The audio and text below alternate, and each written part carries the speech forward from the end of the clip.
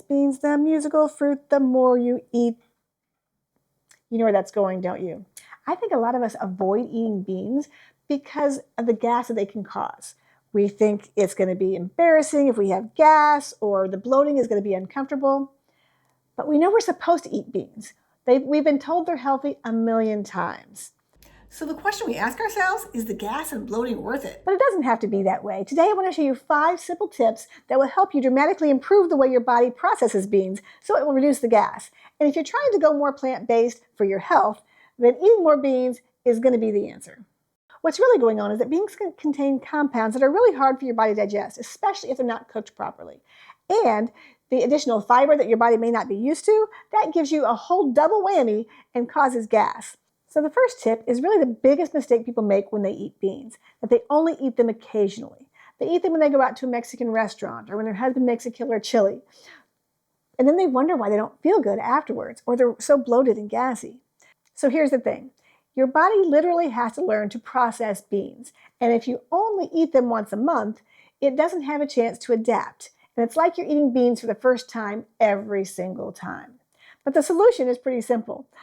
You just need to eat beans on a regular basis. Try to start with like 2 tablespoons of beans a day and work yourself up to a cup a day. I know it sounds counterintuitive to eat more of the thing that's causing the problem, but if you start with just a couple tablespoons a day and build your way up, then it'll make all the difference. Tip number 2 is super practical. Not all beans are created equal. Some beans are easier to digest than others. So start with the easy ones. Think of things like lentils, white beans like cannellini beans, and Great Northern beans are easier than something like a black bean or a kidney bean. Think of it like training wheels. Start easy and work your way up. So when we're talking about canned beans, brands really do make a difference. For example, Bush's Beans tends to cook their beans longer and they're softer, so that makes them easier to digest. So if you're having trouble with beans, maybe changing the brands is the simple solution. Tip number 3 is super simple and it just takes a few seconds. Always rinse your canned beans before you use them. Just drain them and rinse them under cool water for just a few seconds.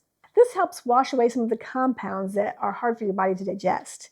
And a bonus, it takes away about 1/3 of the sodium from canned beans.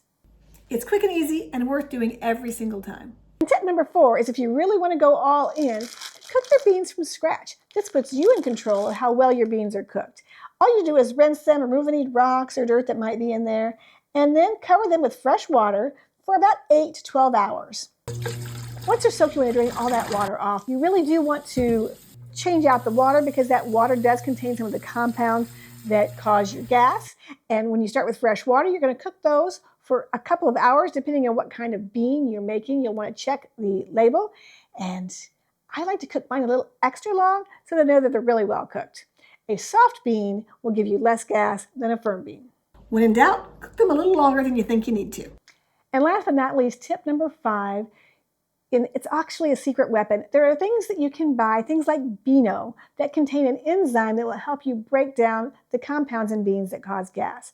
So if you're still struggling with getting gas when you eat beans, try something like Beano. You take it with your meal and it will break down those foods so that your body doesn't have to. And it doesn't work for all people, but it's worth giving it a shot. So at this point, you're probably wondering, is it really worth eating beans if I have to do all this work to get my body adjusted to it? And the answer is a big yes. If you look at the longest living people in the world, almost all of them eat beans on a regular basis. And it's the cheapest protein that you can buy. It is a good solid source of plant protein, and it keeps you full for hours. And here's the thing. Once your body adjusts, it's a non-issue anyway. You don't even have to think about it. You can just eat beans. So pick one of these tips and get started on eating beans this week. If you're not sure how you're going to do that, then check out this video here where I show you how you can eat beans without eating a whole bowl full of beans. And by the end of this week, the only music you'll be making is